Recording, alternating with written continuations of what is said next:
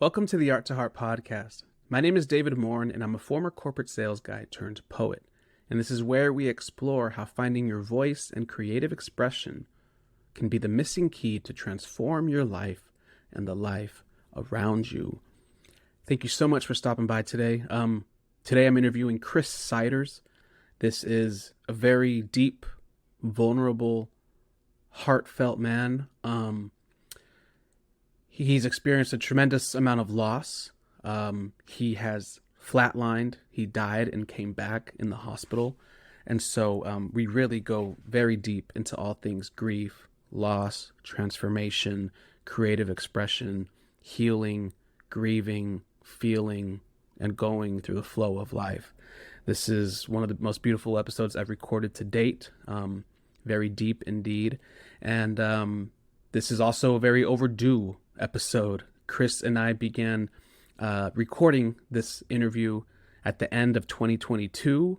We had some technical difficulties and then we had to reschedule, and we didn't finish it until earlier in 2023. And so now I'm just now posting this in December of 2023. And so I really want to thank Chris for his patience in getting this out. This is a very beautiful episode, as I mentioned before. We go deep. And so here I want to give some quick intro on Chris. Through the content of his work, award-winning Los Angeles-based poet, music producer, and activist Christopher Siders encourages his audience members to think critically about social norms and how we subconsciously affect one another through our everyday behaviors. Within his own experiences as an activist, he is able to share his successes and failures and guide future activists at any institution to make positive decisions for the community to flourish and teach students to become a better ally for movements or areas of interest. Siders professionally performed alongside poets such as Rudy Francisco, Shihan The Poet, Ebony Stewart, and have graced stages such as Dominican University, Seaside High School, Beyond Baroque, and many more. In this episode, about halfway, Chris does mention at a show in Monterey Bay that there was a fan who came to see him and offered him a beautiful portrait. And I believe this person's name is Caro.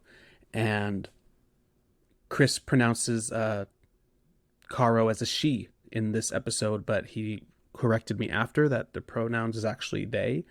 And so I would have removed that out of respect, but that particular piece of dialogue is what transitions us into a very beautiful conversation about abundance. And the part about abundance really needs to stay in this episode where we're talking about grief. And so I wanted to just make sure we had that correction there for Caro's correct pronouns as they. And something else, the first interview is probably about like the first 20-30 minutes, but there was technical difficulties that the conversation just ended abruptly, so there may not be as smooth as a transition after that, but it's all very relevant. And in that first part, those first few minutes, we talk about Chris's relationship to his father, and how he was alive at that time. But when we recorded the second half, we learn how Chris's father had passed since then. And so this is a very deep in the moment episode at the time we recorded it. And I just want to thank Chris for bringing his heart, for being as vulnerable as he was, and for giving us a glimpse into his life, into his emotions. But with that being said, this is a long one, and I tried to cut stuff out, but this was just all so much good information. And so without further ado, let's jump in. Thank you so much for coming. Chris, how's it going, man? Man, you know that saying, it's okay to not be okay? I'm not okay. But, I'm still here. I'm still pushing. Rough start to the year, but, it's a lot to be grateful for, blessed about, and whatnot. So I'm just trying to have that mindset. What would it take to be okay? Not like great, but like to bring you back to okay. Getting a hold of my mental health. Cause like man, like then like a good chunk of last year, and shit, like around the time that we actually met, my I've been experiencing like a lot of physical health issues. Like that night of the performance, I was limping around because like my foot was out. And my foot was out from the end of February all the way up until April. April, I had my first independent tour, so I was flying and doing a whole bunch of other stuff. And then my foot went out again in the middle of May, and then my other foot went out in June, and then my body went out in Bro, July bro. for like 2 days, and I couldn't move. I had stomach issues, and I was trying to get a therapist like the entire time from April to September, but the medical system is trash. And I now hear I'm back that. at square one trying to get a damn therapist. Damn, bro. So yeah, it's been a lot, and I'm holding down 3 jobs, and then I'm doing my career, and I go on tour again starting the 17th. Yeah, man, like, Yeah, so I actually have this book that I'm gonna read. I told you I was gonna go on a trip soon. I bought it. It's called The Body Keeps the Score. yeah. And I was like, yeah, I need to read that. I heard about that book a couple years ago, and because even then I was having like some panic attacks, and I just wasn't ready to confront everything that was behind it. I'd rather just deal with the anxiety. Mhm. But I haven't read it yet. But I am so looking forward to reading that. And anyways, yeah, I just wanted to know if what kind of like lessons you've learned um, since all this has been going on, and like now that you have a full slate coming coming up soon. Yeah. Cause man, well, it's interesting. Like you brought up that book, "Body Keeps the Score." Literally, my body healed when I started to cry because I was going through so much over the past couple Mm. years. Like when we met, like yeah, I couldn't walk on my foot. It went out for like a whole month and a half, and and then went off the tour. While I was touring, it went out again, and then my body shut down and all that stuff. So, and all that kind of came from a lot of I said street, a lot of grief, a lot of anxiety, a lot of stress, Mm. from things that occurred over the past 2 3 years. Um and even with that, like I haven't learned how to deal with like my trauma, and that trauma stems from like things that happened in Monterey County with being falsely accused of sexual assault, with being homeless for like a year and a half to 2 years, going from couch to couch, tile floors, basements, garages, um, and And this is as a just student. You were uh, homeless as a student, graduate. Graduate. as a graduate. Oh, I thought this was during Graduate. school. Nah, this was after I graduate, Oh shit. and what happened with that is like expectations and people pleasing, you know, uh, because like people had this like image of me, uh, of that like, yo, you could change things, like you got to hold on people, people are watching you as a role model, and I took that and I was like, okay, I can do this. Like I do see people like watching me. There are like kids and teenagers that was looking up to me, and even whole families that been with me through the whole course of my career. Talking to mothers and fathers and guardians and everything. So I put my life at risk for the sake of others, and I learned you should never do that. I mean, to a certain extent, right? You know, uh, what we do as artists, we are putting ourselves on the line. We're risking security, because vulnerability, people could take that and flip it against you, which was what happened in my case with being falsely accused of sexual assault. Uh, so just I guess to give a quick background on that. Um, so I was 19 years old, and it was the first time I was ever intimate with anybody. I always Mm. had issues with intimacy as a kid, and even now as an adult to this very day, due to just seeing things growing up, and also being robbed at gunpoint when I was 12 years old. And so like I had a lot of anxiety, and I was actually later diagnosed with severe anxiety and PTSD. So When when you it said came, you just cried recently, was that the first time you cried? And like how long? first time I cried.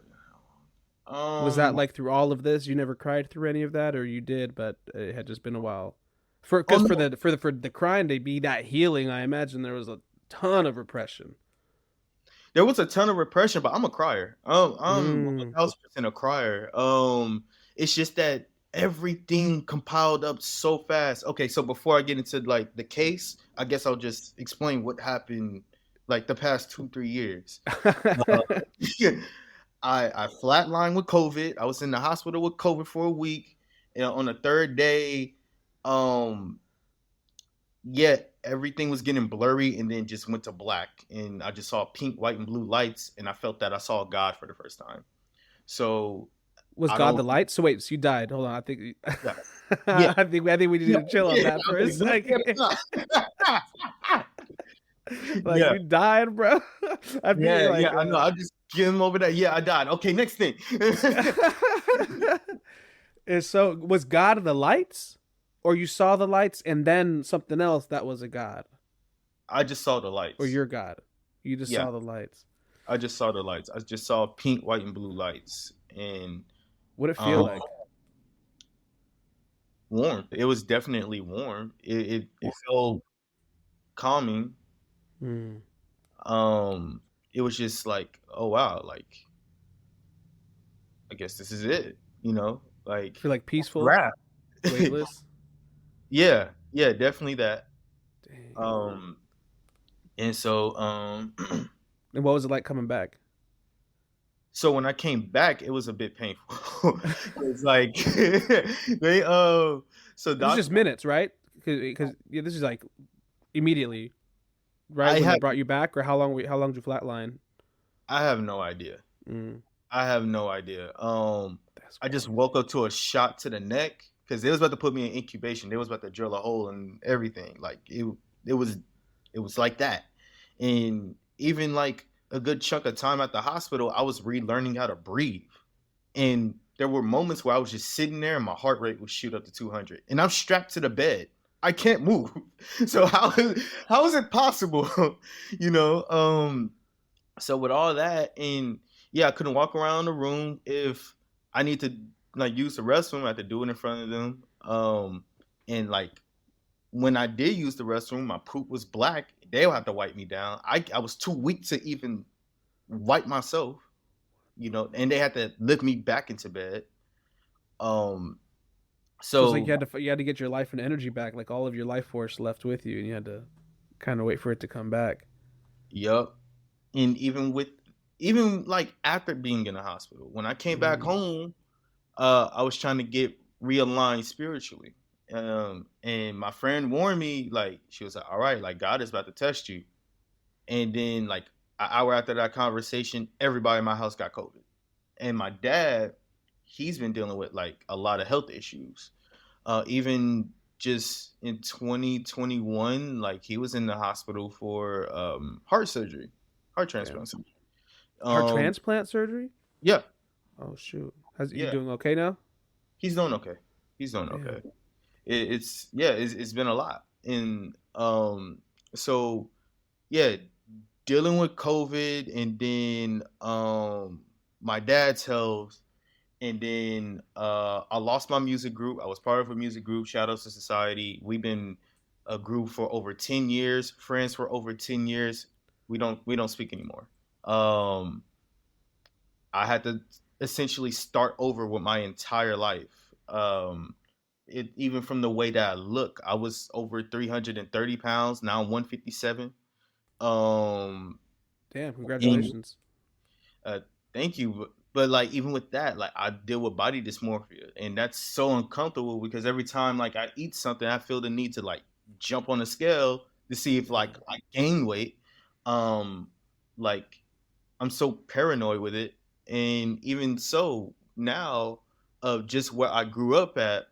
And starting from the point of when I was robbed at 12 years old, I get paranoid about just being around people. I've been involved in this wonderful community called Palms Up Academy in downtown LA, and they're so loving and giving. However, like there are times where like I feel like I have to like retreat because I'm like there's a catch to this. Someone in here is like plotting on me, and Dang. even like the poem that I'm gonna share later on about my sexual assault case. Um, I the first time I performed it was with that community, and I Oh felt shoot. like at the time I was getting my footing, so I was like, all right, let me do this. After I was done, I was crying profusely. Like I had to step out. I did not feel comfortable. I it was so triggering, you know. So there's a lot of pent up, unresolved trauma where my body was keeping score. Mm. And when I let out a lot of that crying and acknowledging how far I came, that's when like my foot started to heal up. And I'm still dealing with losses, like my grandmother and my grandfather, a week apart. One of them was the day after my birthday when I was performing out of town, you know. And I'm so paranoid of going out of town now. And like this is only my Damn. second tour coming up, and like I'm just thinking like, man, what the fuck is gonna happen when I'm gone? And like, you know, so Has your perspective of death changed since you had your dying experience? um, I know that my Maybe not perspective, but like, yeah, what'd you leave with that? I feel like my folks are being taken care of. I Mm. know that much, you know. However, like I and see, it's so heavy just to think about death because like I still struggle with suicidal ideation. Um, even like the first thought when like I started to travel for my first show last year on tour, I Hmm. was like, I could leave and not come back. I got all my shit with me. That was the immediate thought. Like, all right, I lost like all my friends. I'm new to this other community. Maybe I don't they don't give a fuck about me, you know? So the idea or the thoughts surrounding death is something I'm still grappling with. Hmm. And even in 2020, I lost my brother. Yeah, damn. Lost him to drug abuse, and um and we didn't speak for 8 years. Oh shoot. 2012, we stopped speaking because it was music business shit, and that's again this music business, y'all. A lot of shit comes with it. Hmm. Even artistry, just in general. And unfortunately, that was the cause of everything. Um, and immediately, I was hard headed. I was stubborn. Like you know, I got to take accountability for you know not being in tune or mature enough to have certain conversations. Mm. Um, What exactly? What kind of conversations? Like you talking so about with your brother specifically, or in general? with my brother specifically, and even now, Mm. you know, when it comes to the case with my brother, so at the time, um, the family was like, "Yo, we hear that like you're doing so good with like spoken word and music, and da da da." And they was like, "We can make $1 million. We could do this and that, and da da da with your art, and da da da." And it was just like, "Whoa, I'm still new to this," like you know what I'm saying? Damn. Um, and so when like I was like trying to find the best way to decline like offers or whatever or like feedback, um, and it was mainly coming from my grandfather, and he's one. he passed away. That was one Mm. of my grandparents that passed So away. thanks for like bringing all that up. By the way, like that's so much loss and so little time. So I just wanted to like just acknowledge uh how tough that must be, and thank you for sharing that. Man, thank you. It's so interesting that you just, said, literally just saying that so much loss in such little time. I didn't even think of it like that. And that literally just hit uh, me just now. yeah. Well, yeah, Like, oh, and that's not. So I hate like bringing like asking and prying to people without like sharing on my own. I like to show I'm trying to meet you halfway, you know. And I yeah. say that because I was in the Peace Corps from 2018 from 2015 to 2018 for 26 months volunteering abroad, and in that time I had uh like three people like super close to me die, and like I didn't realize I was grieving at the time. Like I was like anxious, drinking, all this, and I didn't realize it was all this grief. And it's like because I never let myself own the fact that yo, this is a lot and this is not cool and I need some time to chill with this. Like I would just try to force myself to move on. And it's like, no, like that's not cool at all. And so it took me what like 4 or 5 years now since then to like piece it together. Like, yo, that was grief. That was grief. And sometimes we're afraid to look at it and acknowledge it. And so that's anyways, yeah, that's all I'll go on. Yo, man, like, I'm not gonna lie, like, it's hitting me right now. If I start crying, that's just what it is. Like, no, no, like, it's just like seriously though, Yeah, like, and I didn't mean to laugh at you crying. I'm like, yeah, yeah, go ahead. I just, no, no, yeah, I know that wasn't yeah. like a malicious laugh or Oh, anything, okay, but cool. it, it's just like, because this is bleeding into my current relationships with people that I hold near and dear close. I cling to Mm. people because I'm scared of losing them all the time. And like, holy shit, man. Woo, fuck. Yeah. Take a minute, bro. Take a minute if you need it, man.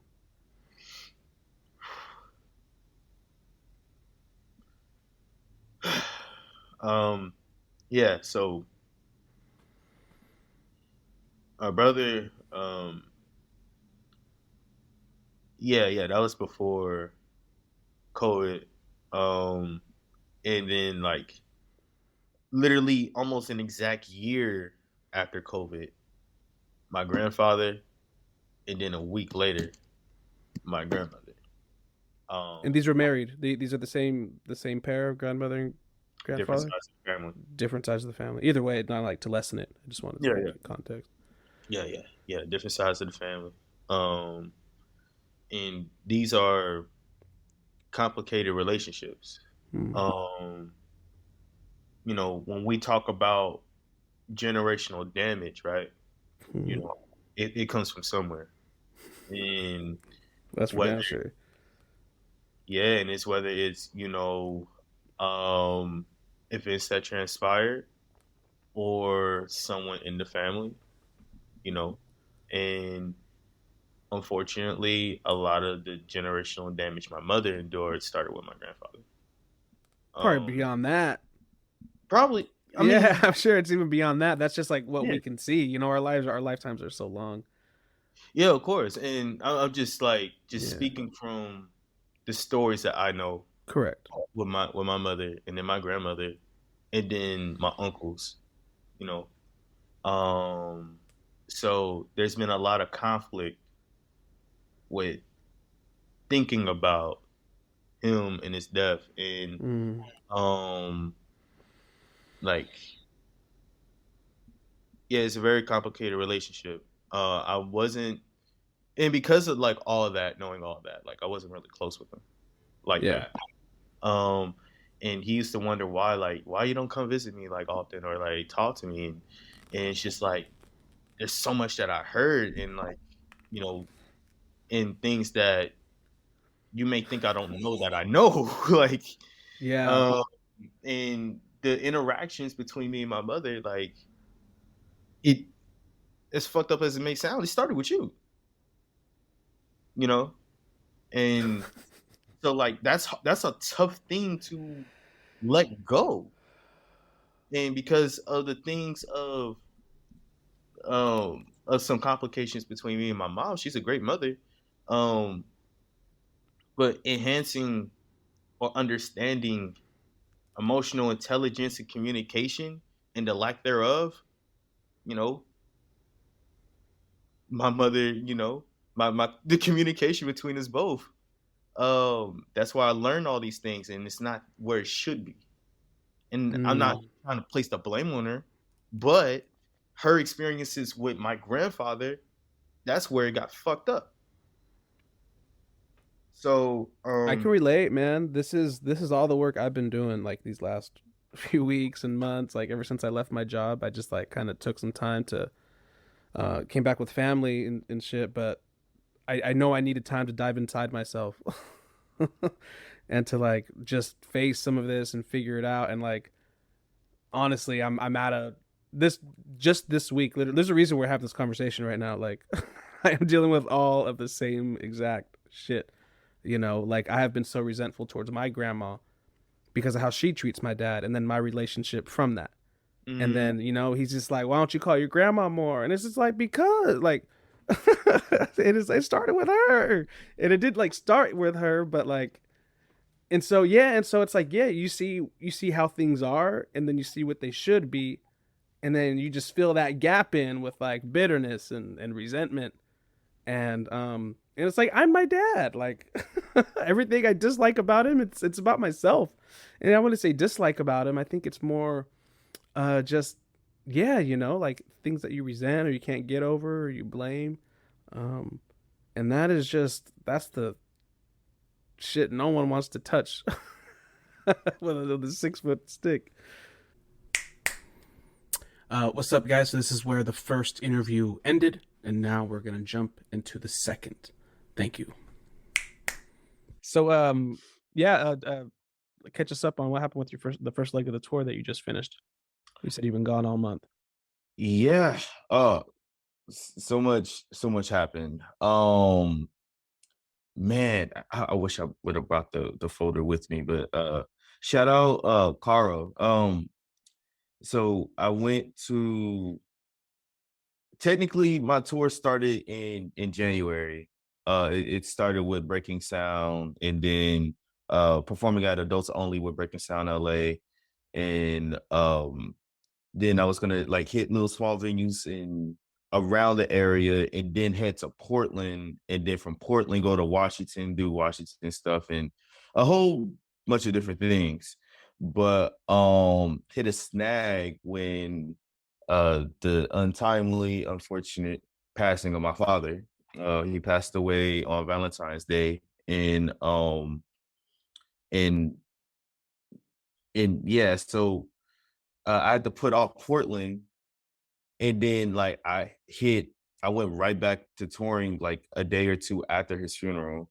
I went to Washington State University, did a workshop and a performance, came back down, performed at Los Globos. After that, um, Vegas, Reno. This was all Uh, after your dad passed away yeah, yeah. on Vegas, Reno. Valentine's Day. Yeah, Valentine's Day.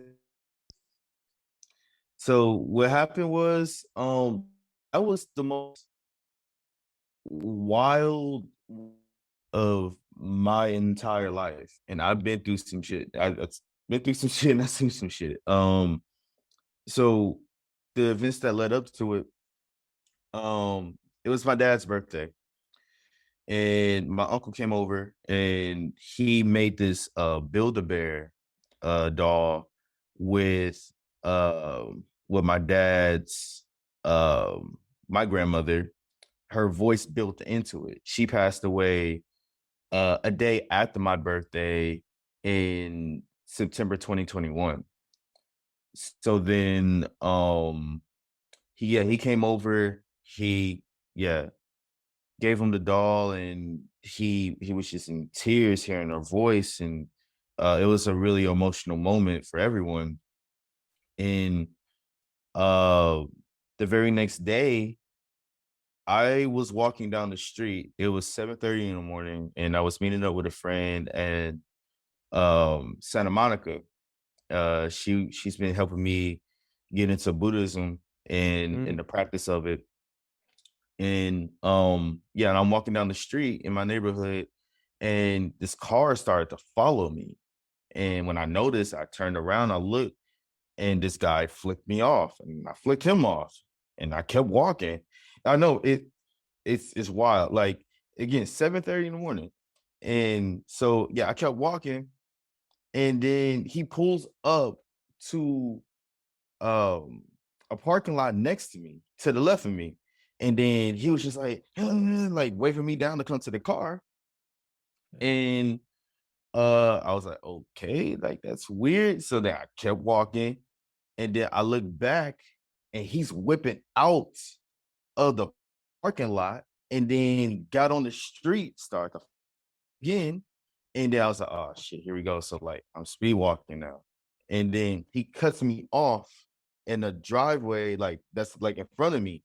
And then I bolted in the street. He whipped out of the driveway, and then it's like a full-on chase. Like I'm What the hell? running down the block. And as I'm doing this, I'm calling my dad. Well, yeah, I'm calling my dad, and um I said, hey, yo, someone's following me. And then he said, what? And then all I heard was like a thump on the floor. And my dad is old. He passed away at 63. On the phone from there, from that? Yeah, yeah, like on the phone. Like it was no. Like he didn't pass away from that, but like all I heard was like a thump. It was While you were on him the phone with like him, yeah, he was reaching for a shotgun. Um while you're being chased. while I was being chased. And I was saying like he's old, like he could barely walk. And like, so just him getting out of bed, reaching for the shotgun, and then when I got in the middle, got on my block, he's standing in the middle of the street with the shotgun. And like the guy wasn't following me anymore, and I had to like help my dad and bring the shotgun back inside the house. Okay, Yeah, okay. I thought right yeah. then and there was. No, it wasn't right then and there. But Okay, like I'm okay. I was just like, painting the picture of the series of events that led gotcha. up to it, like because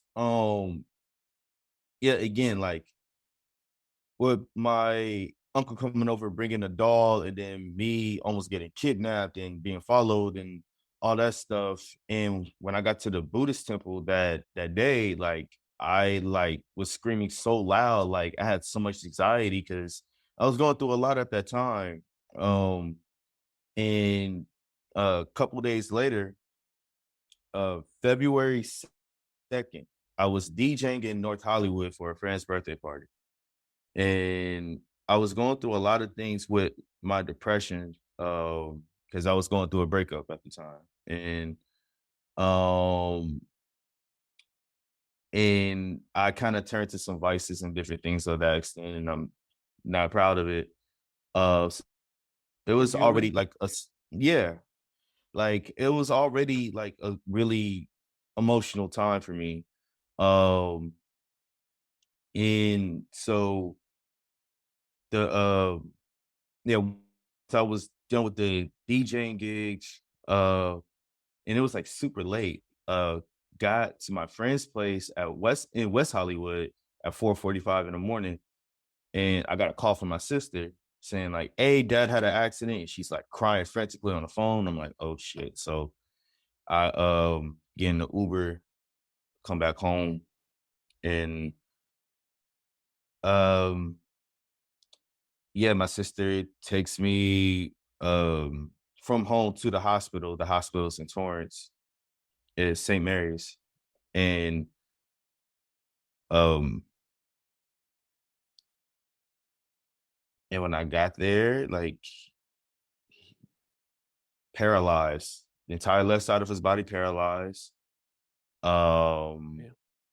couldn't speak, couldn't couldn't really do anything. And what happened was he was getting out of bed, and he fell, hit his head on the dresser, and blood clot in his head, and had a stroke.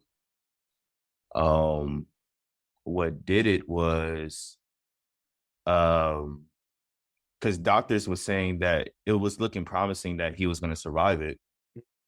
To take extensive physical therapy. Um, he got pneumonia and had a few seizures overnight, and his it was breathing hard, so the breathing is what took him out. Um, yeah, we got the news that he wasn't going to make it the 12th of February, and it was at that point, um, it was like, okay, do we, say our goodbyes now or just ease him off of it? And we was all like, no, like let's ease him off of it. Off the breathing machine. And I was at um a friend's house, crashing on the couch, and um and one morning I got news that they was like starting to ease him off the breathing tube, and I completely lost my shit. I screamed extremely loud, and I felt this strange sense of emasculation, as Mm. if I'm not a man because I can't hold it down, you know, that I can't keep my emotions in check. Um, That was your first reaction after beginning to grieve? yeah, was to scream extremely loud, lose my shit, and then like And once judge I was yourself? and judge myself harshly. And I always been known to judge myself really harshly. It, it's anyone that really like knows me like for an extremely long time, I have a history Mhm. of doing that. And it doesn't matter like how small, how big, whatever it Mhm. is. Like I'm just really harsh on myself with everything that I do. And so Were you able to move past that, like, at least in that moment or in those few days, or is that something you're still trying to work past? What's going um on now? in particular, like give myself a lot more grace. It took me In a specific, while. I'm talking about specifically with your dad. Yeah, yeah. Yeah. Specifically with that, yeah. Like Oh, it okay. took me a while. But I'm in a better place with Mm. that and not judging myself partially. But it took a minute. It definitely took a minute because the thing is, like, my dad been preparing me for this ever since I was a teenager. Mm. 13 years old, he had a heart attack. And I remember seeing seeing breathing down his mouth. And we all thought like, oh damn, like this is it. And he pulled through. And what caused that was smoking addiction, drinking addiction. And he quit cold turkey. Damn. And so yeah, my dad was like, um, yeah, you're all right, you're gonna be the man of the house if something happens. And it just kind of became like a more like frequent conversation as the years went on. Uh, so it so many things happened, like because we had the COVID pandemic, and he caught COVID when I got it.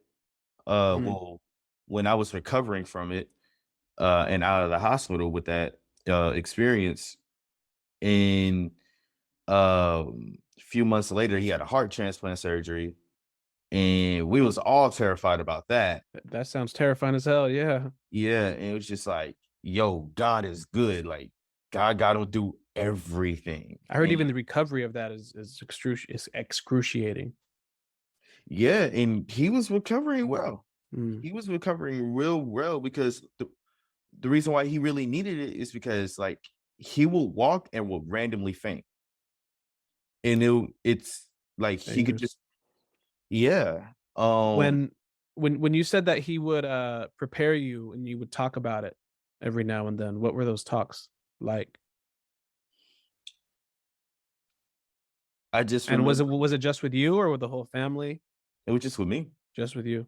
just with me. Just saying, hey, um, again, like if something happens, you're the man of the house, you got to take care of everybody, and it's like I don't know the first thing about being like the man of the house, like especially like when I was younger, 13 and 19 years old, and then um Re- Remind me of your family dynamics, like how many siblings you have? uh Are you the oldest? youngest. You're the youngest. I'm the youngest. Yeah. Interesting. So are you the only boy? You the only male? Were you the only? Hmm. Oh, okay.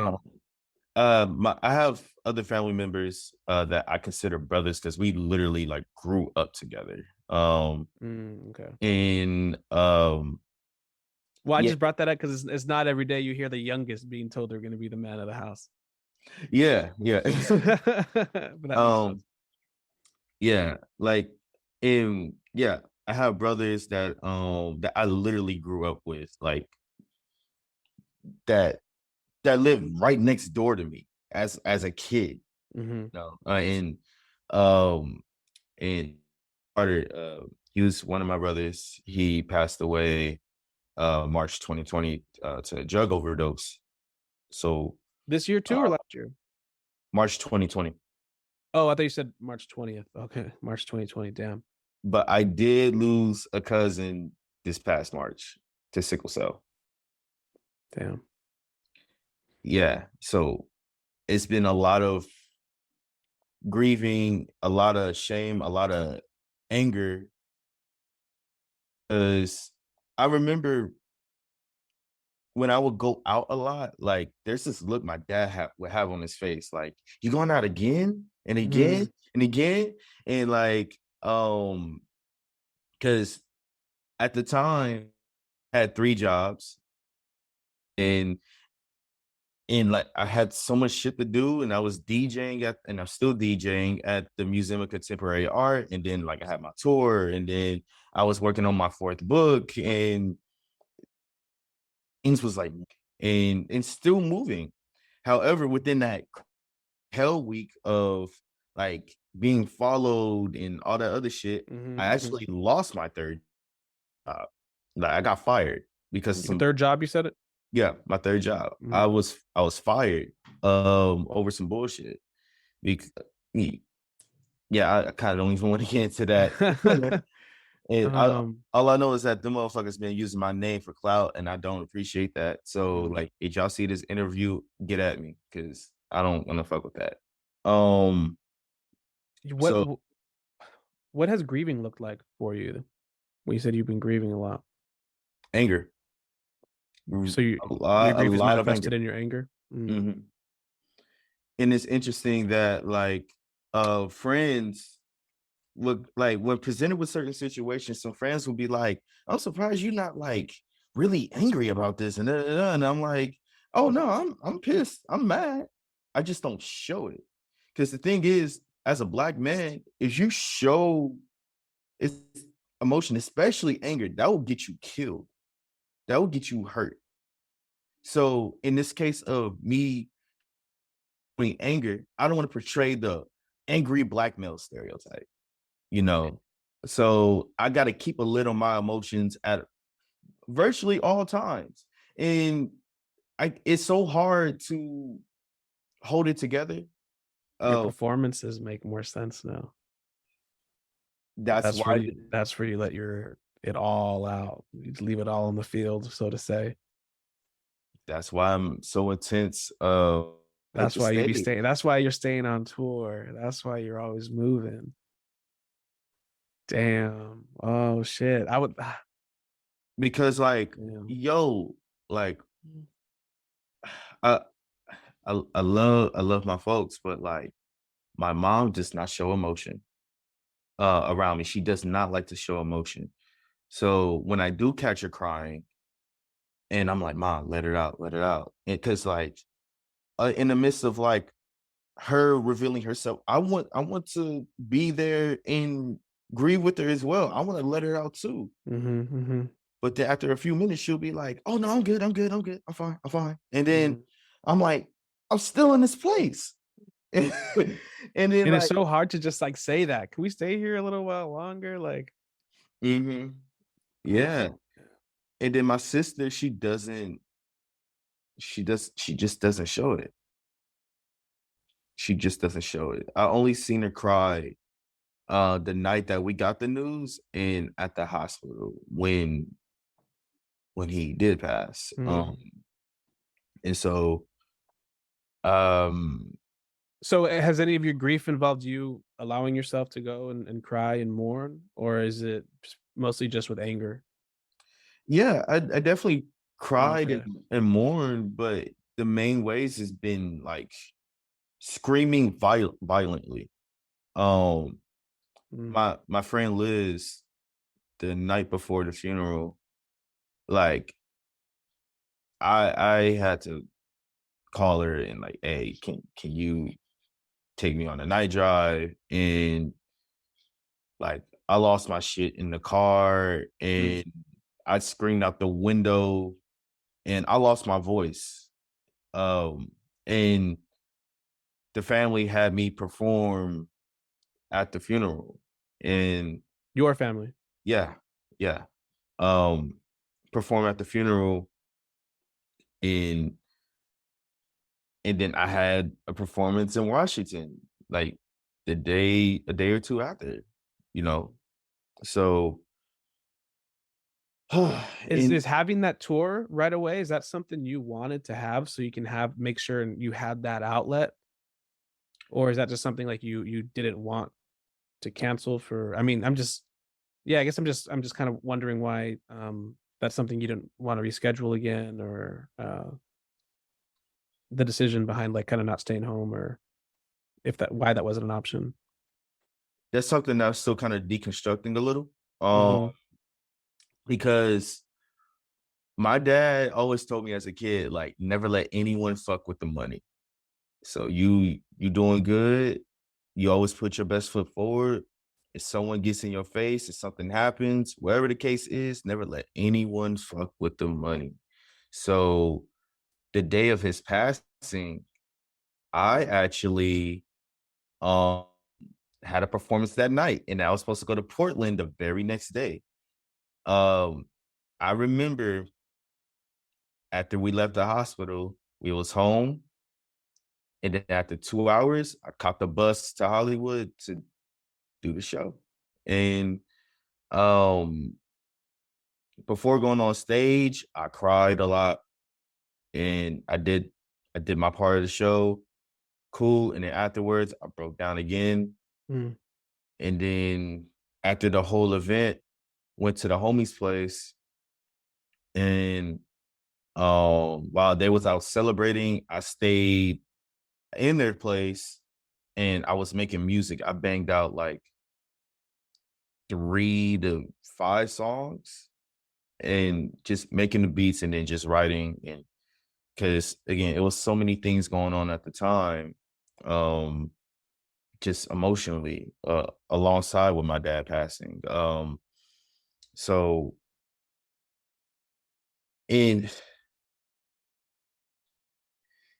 I'm and I'm doing better now. I'm doing a lot better now. But back during that time, I was really struggling because I was partaking in my vices. Mm. And mm, and this is so I don't do drugs. I don't drink. Um, but there is there is a, a issue of lust, kind of. Well, not I wouldn't say lust. I would say like intimacy. Um, I went and like hooked up with someone like that day, like right before Mm. the show.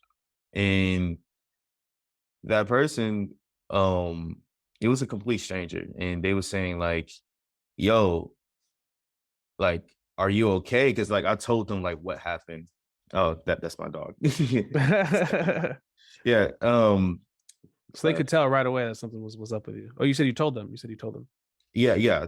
I told them hey, like I'm not feeling good. Like there's so many things going on. My dad passed away, and it was like, oh, like you're gonna remember this day your entire life. You're gonna remember exactly what you did. And it was telling me like the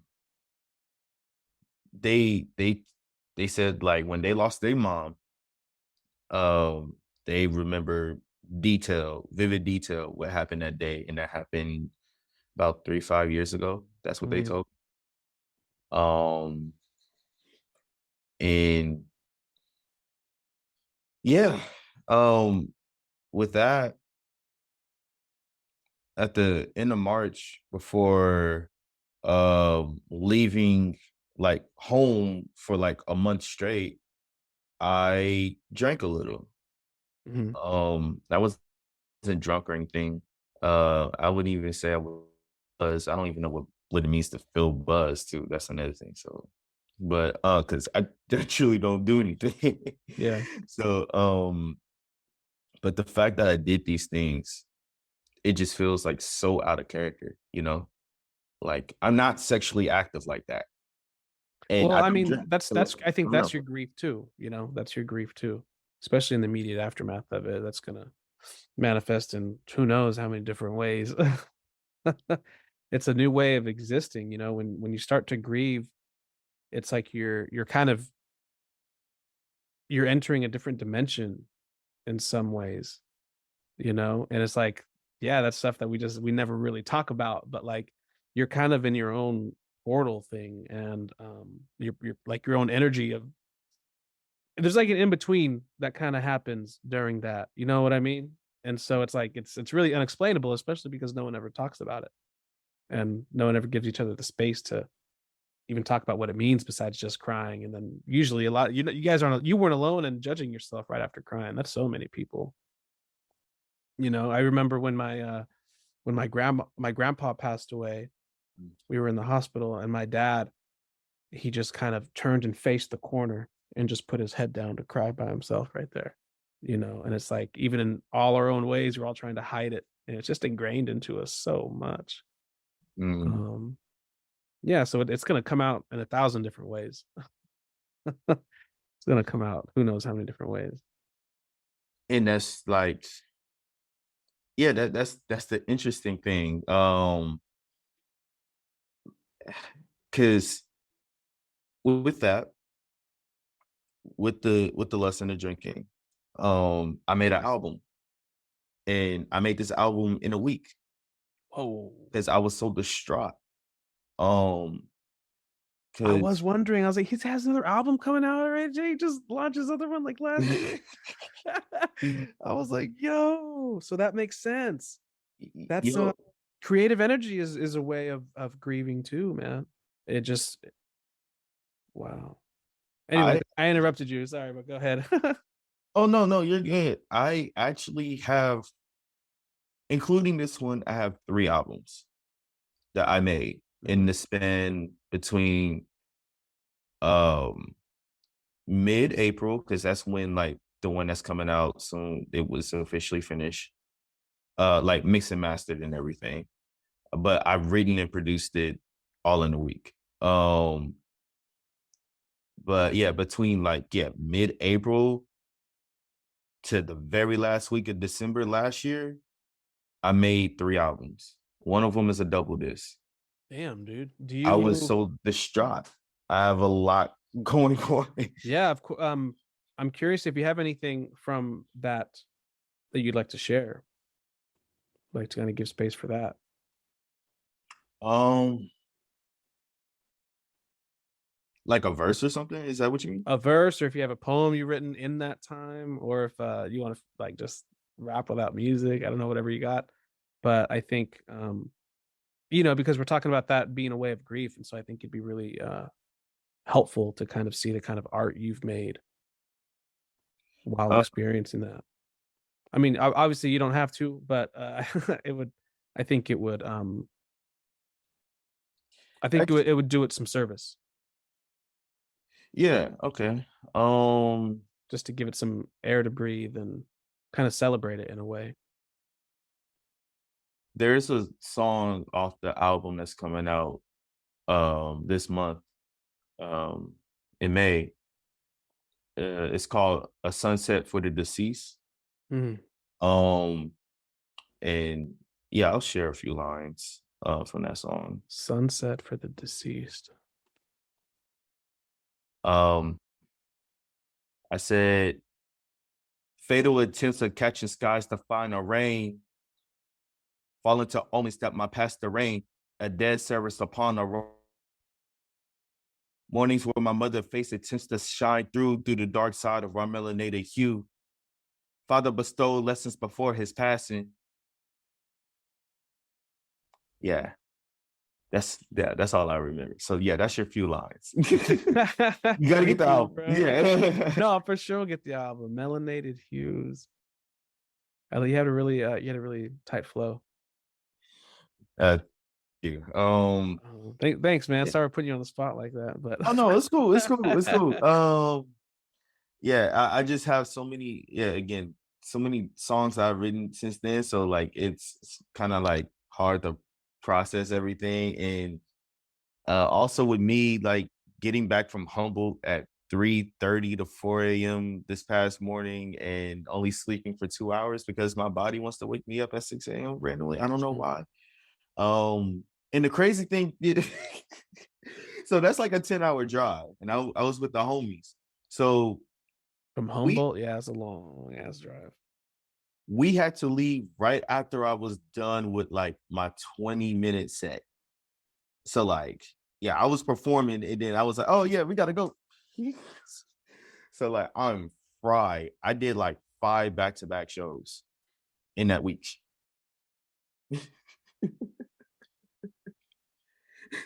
And so, I mean, I was gonna ask if that's part of your grief, but I don't. You were busy like that even before all of this has happened. Not like that. And so, not like this. So, it is. Not You like think it is this. part of your grief, or you're just trying to get as much done as you can? Because I'm glad that you said you got some time before your next leg of your tour. That way, you're not just going completely. But it's one thing you got to protect your money, but you also got to protect your peace, and you got to protect yourself too. Yeah, and that was the lesson with this trip to Humboldt. It I was like faced with a lot of challenges there. It is nothing with the locals or anything. I got a lot of love for Humboldt and the word Humboldt community, Richard's Gold Tavern and all those good folks. Shout out to Marvich, or shout out to Will Gibson, the whole family, and Dylan Collins. The So how a local described it to me is that people go to Humboldt um to face themselves. And if they can't handle it, then they quickly leave. I remember my first night there, and this is my second time ever in Humboldt. Because the nature. So they call it the redwood curtain, where nothing comes in and stays there, like culturally or energy wise. At least that's how it was processed to me when I was speaking to folks about this. It's basically essentially like a bubble, pretty much. One person even described it as like a forgotten place in California. So, and I could definitely see that because like, in a different way, Monterey County is that way. Monterey County is a bubble. I always often described it as one of the most strangest places ever. Like, and I spoke to people that travel all around the world, and they said like Monterey County is a very strange place. And but strange how compared to Humboldt. I just kind of want to get some more context on what you mean by like the mirror or the red curtain. You said like nothing stays the same there. Like what do you mean by that? Sorry if I misquoted you. Oh no, you good. Well, in I can't really compare the two, Mm. because I never lived in Humboldt. I'm Oh, not okay. local, you know. The reason why I was saying the using the bubble like metaphor in regards to like Monterey County and Humboldt, like because Hmm. Monterey is like a bubble. Yeah. It's a very small town. A lot of nothing really like changes there. And that's what was at least processing to me when I was speaking to locals. They were saying like certain things just don't change. The redwood curtain phenomenon. Okay. Oh, okay. Okay. Yeah. So So to kind of stay in their traditions, just old school, or not even that. it's just harder to get things moving, at least that's Okay. what kind of like processed.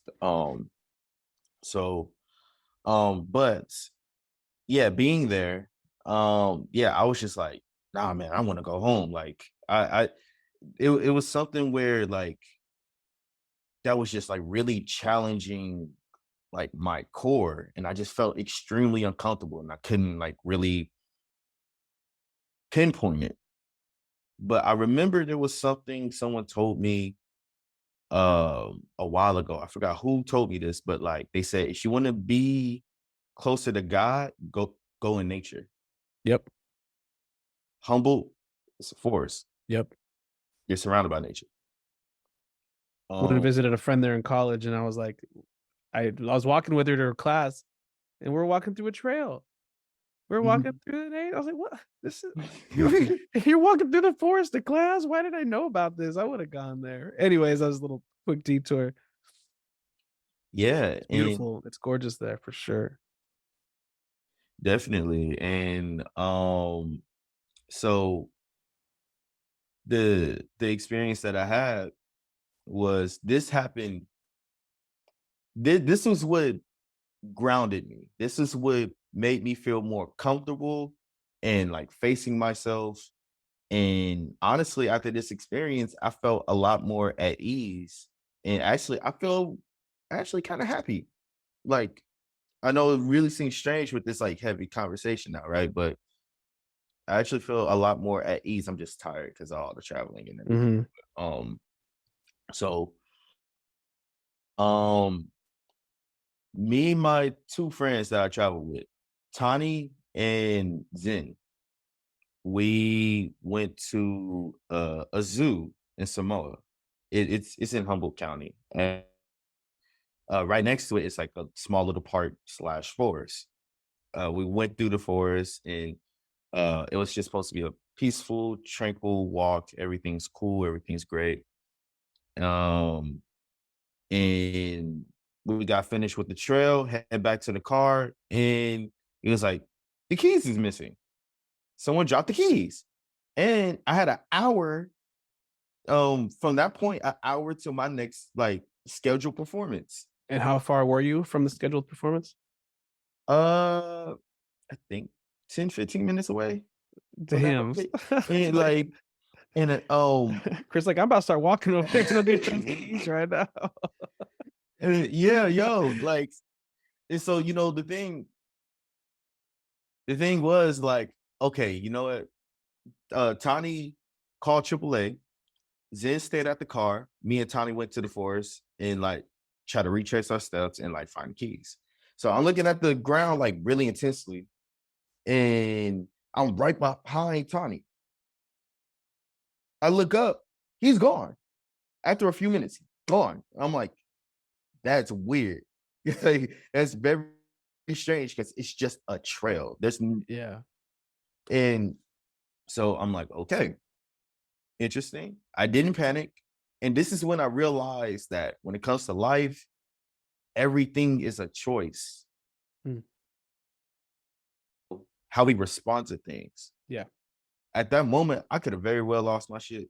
I could have been angry. Like all the anger that I was feeling, that could have definitely raged out right then and there. But I chose to stay calm. Like, okay, whatever's gonna happen is gonna happen. Gotta look for these keys first and foremost, because Yeah. that was a rental car too. Oh shoot. So like we would have all been fucked if we didn't have that. So, and they keep all the keys together, so it's not like you had a spare somewhere. yeah. They'll keep like 2 or 3 sets of keys all together.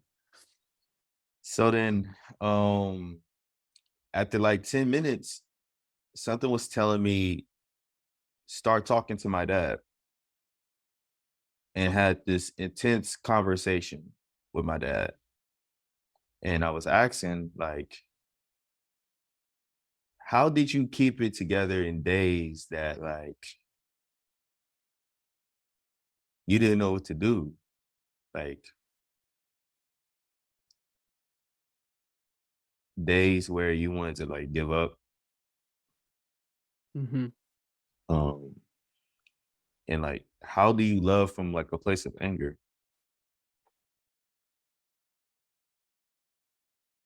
You know? Um, and and it's wild. Like, the kids that I went to school with in high school, a good, like a large population of those students in high school, they didn't have both parents in the household. A large population. I remember we had like a special guest lecture in the ninth grade, and for some reason I don't know why they asked like, who has both? What students have both parents in the household? I was the only one that rose my hand out of a class of 30. And then there was like, okay, who has at least like one parent in the household? Like a few rose their hand. Okay, who's living with their grandparents? A good chunk of them, Wow. you know. Um, Pops was really a superhero, and um, he really made that happen. And taking those characteristics, those traits, applying it to my everyday life, um, and my work ethic. People used to compliment me and say like, "Oh yeah, you're my hero. You're like a superhero." Nah, nah, nah. And I would quickly shoot that down. I'm like, I ain't no damn hero. Like, and because again, that whole harsh on myself mentality, like I can't be no hero. I I done too much fucked up shit. I hurt too many people, and then, but after talking to my dad, I'm like, nah, I can be, if Was not this already. you're still talking about the forest when you were talking to him in the forest? Yeah. Okay. I was like, yeah, nah, like I can be if I'm not already, you know? And that made me smile. I started to believe in superheroes. And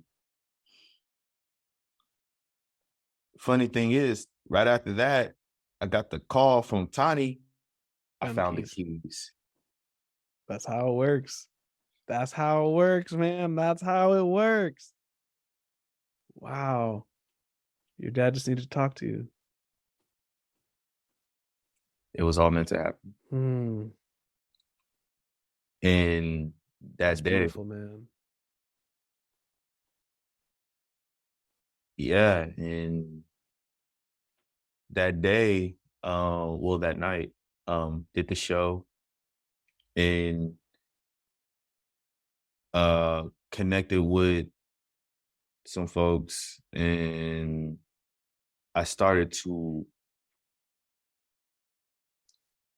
allow myself to receive love and not question it. Hmm.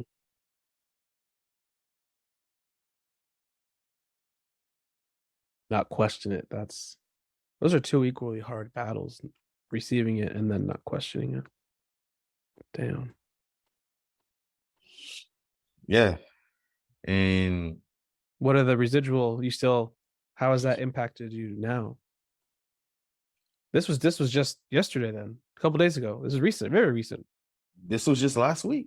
Last week. Yeah, This this was just was last week. that happened Thursday. That happened Thursday last week. I'm Hmm. I'm still trying to wrap my head around it because so many things happened. And you know, because I opened up to someone and like we the yeah, I was allowing myself to receive versus combating because like that's the natural. Just surrendering. Yeah, learn how to Mm. surrender. What was it? What was it like talking to your dad? Like, did you see him? You heard him? You felt him? What was that experience like? Like, or were you just sitting there with your eyes closed?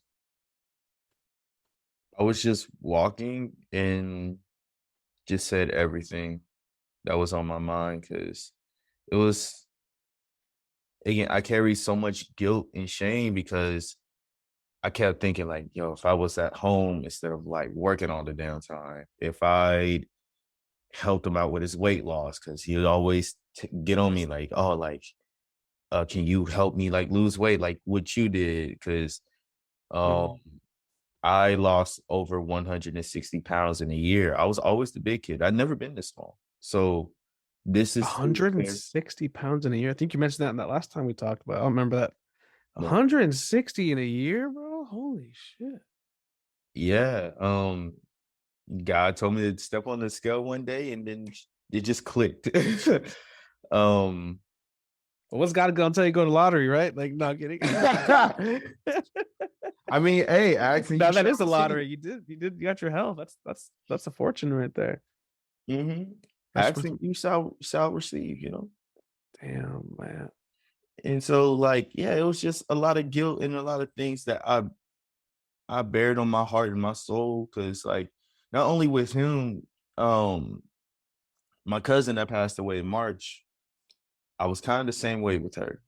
Um, she would call, she would text, and like I'm just always on the move and doing different things, and like I would forget to get back to her. Mhm, mhm. Her last message was, I love you. I didn't open that message. I saw it when it pinged on my phone. Randomly, or was that like to cap off a conversation? It was just random. Just random. Oh shit. And that was shortly after my dad passed away. Mm. And when my grandmother passed away, my dad's mom, same thing. The night of my birthday, I was with some friends in Monterey. I was out of town performing. And she texted me, happy birthday. I saw the text, but I didn't open it. I didn't reply. And next day she was gone. Um, my auntie that was with her the night before on my birthday, um, my auntie said that Granny said, I'm ready to go. She passed. There's something powerful about ready when you said ready to go. Because I remember same thing with when my grandpa was on his deathbed and I was texting my brother, like kind of updating him, and he's like, "Grandpa's gonna go when he's ready to go." And there's so many reasons people would wait.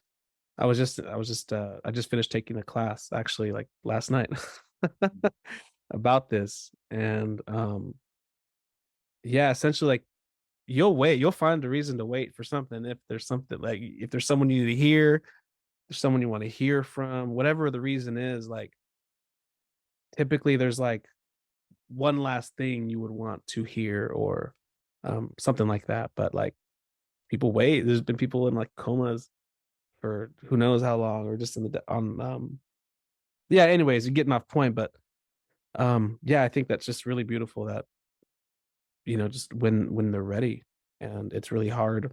I think that's hard to take in as an outsider. Mhm. It's really hard to just listen to that and accept it and be like they're ready, like because we're never fucking ready. We're never ready. We're Yeah. never ready. And damn, man. So that's yeah, dude, that's just overall like you've experienced tremendous amount of loss. It's truly been a lot. And, you know, literally the morning my cousin passed away from sickle cell. Um, that was literally hours before one of the biggest shows I ever had to do. performing at Los Globos. Hours before. She passed before. Out that morning. That morning, I woke up. I saw a Facebook status from my uncle. He was in disbelief. So, yeah. And then I called him, and then yeah, that it happened. At the time, I was at a friend's place because I was getting ready for the show. Because that day, I had a lot to do. I had to conduct an interview with my friends, DJ at the Museum of Contemporary Art, a modeling shoot, a studio recording session, and the performance. Literally back to back to back to back. I ain't had time to sit. And even at the show, there was some bullshit. Yeah. Like just emotionally with like people and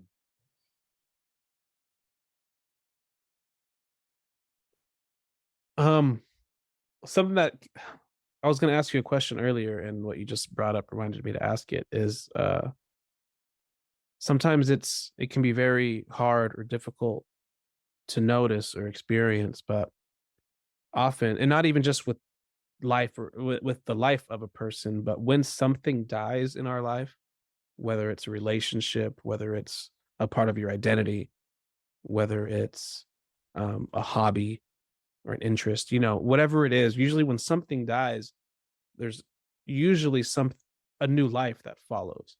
And so that's what I thought of when you said, right when your cousin died, you had one of the biggest shows you've ever had, and so that's like a life that came from it. And I'm wondering if you've noticed any life that's risen from the other losses you've experienced. absolutely. Well, yeah, you said 3 albums and a double disc, like yeah, like I mean, those are the things. And yeah, and see, in a different way, like how you phrased it, I used to phrase it a different way, that like one energy leaves, another energy comes in. So like it just allows room again for you to experience new things. But with these deaths and things going on, there's been sparks of abundance. And I've been having this conversation with my friend Tani about this. And when these sparks of abundance come in, it's like, no, I am good. I'm good. And then like you try to cling on to it for dear life. And because you never know, or you have this fear of it going away. But then that scarce abundance right there. But then the crazy thing is, it never went away. It never goes away. It's just all in the mindset. It's all in the mind. To be clear, what exactly do you mean by abundant? Just like full of life force and life and gratitude. What does that mean to you? Just to kind of give more of a hint of what you're talking about. Life force, gratitude, like, for example, again, like with my humble situation, synchronicities, like, you can get more synchronicities. Yeah, and I was just like, nah, I am abundant. Like, this is great. Like after like talking to my dad, I'm like, yeah, I'm full of life. I'm good.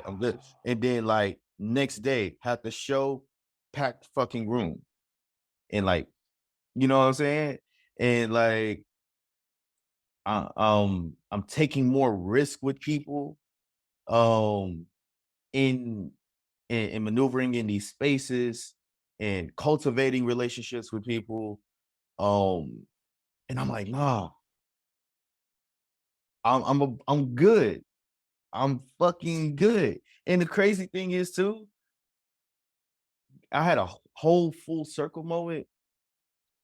My old university hired me to perform for the Black graduation.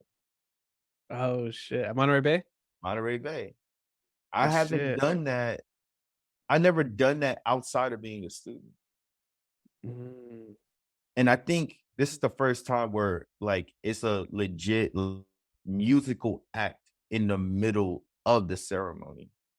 Like aside from like, like singing every voice and sing, and aside from that, like a straight up hip hop set. That's fire, bro. Congratulations. That's crazy, and They've been watching. yeah, and that's what I'm talking about. They've been watching. Abundance, bro. Fuck. It. And did the abundance start after your dad, or did you notice it before your dad? I had a thought come, if I can share it when you finish explaining that. Yeah. I noticed it after my dad. Actually, after when I told myself, yo, like, why am I doing this? When I was like drinking, I was like, nah, this ain't me. Why am I doing this? And I cut off some friends, some people I was dealing with. I took a step back in the community that I was in, and it's no shade to the community. It's just me needing to take inventory. And then when I was traveling, I went to Reno, and again, I mentioned this at the very beginning of the interview. This woman named Cara, she like at the end of the show, gave me a drawing portrait of me. I never met this person a day in my life. And you were in line with this abundance. It said, hey, I know that you've been struggling with like self-image. Again, don't know this person. Never had a conversation. At least from what I can recollect, I don't remember having a conversation. Saying like, I know you've been struggling with like self-beauty and self-care and different things like that, but I want to remind you that you are beautiful. Wow. And gave me this drawing. What a beautiful gift. That almost brought me to tears. That was just wow. And then that's when it was like even more like abundance. Well, what I've learned about that kind of abundance, that kind of life that comes to you is when you take it in and when you notice it and acknowledge it and appreciate it, that's what like triggers it to bring in more. Like, all right, they love it. Bring it more. If you allowed yourself to stay close to it, they'd probably get less and less. But it's the relationship and the fact that you've allowed yourself to feel and enjoy and feel worthy of that abundance. That's the issue. That was the thing. Felt worthy of it. Yeah, I always had an issue with like never feeling that I was worthy of it. And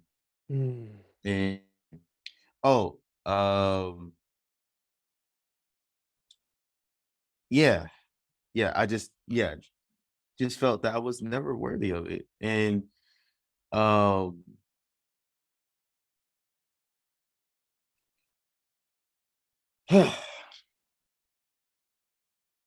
did you have an experience with anyone else that had passed away like you did with your dad, or was that like kind of that first time you had that experience? Because I'm wondering what came to mind while you were talking about all of that is that obviously it was profound to be able to interact and communicate with your dad, but I think the other side of that coin is kind of like realizing that like death isn't the end. It's like, oh shit, it's okay, like it's all right, like I'm talking to him, like it's like a truth that overwhelms the body of like death isn't the end of the road, like we've been led to believe. At least that's what came to mind for me, because when I put that together, the mind just blew open, like things that used to matter and used to weigh me down no longer did. I I really do think that death isn't necessarily the end of the road. Like, You also had a near-death experience that we didn't talk about now, but we talked about in the previous episode. man, No, not a look, near death. You did die, and then you I came back. died and You came back. died and then came back. I flatlined from COVID. This is before the vaccines. Yeah. And you know, there's I could definitely confirm that there's something more than what we're seeing now. Did you feel anything similar to when you were communicating with your dad to when you had died? Was there anything similar that you felt, like a familiar energy? Like, oh, like this feels familiar, you know what I mean? Mm-mm. No, Mm. no, I didn't. But it was definitely weird and strange. Like, you know, like it was peaceful and it was warm. It was just,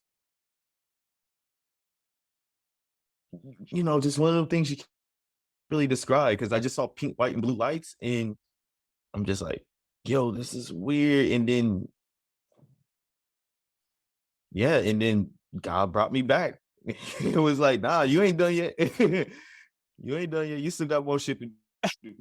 Do So, you that's wild. I mean, random, it doesn't even really matter, but like, do you feel like in that moment, if you wanted to wait to come back, you could have kind of stayed in limbo for a while, or it was no, get the fuck out of here, you're going back? wait, say that again?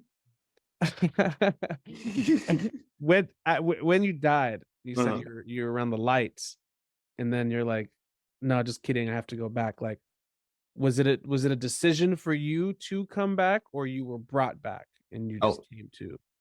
I was brought back, I Brought believe. back. Like, I think, I mean, because like, you know, that concept of surrendering control, I'm not really in control. Hmm.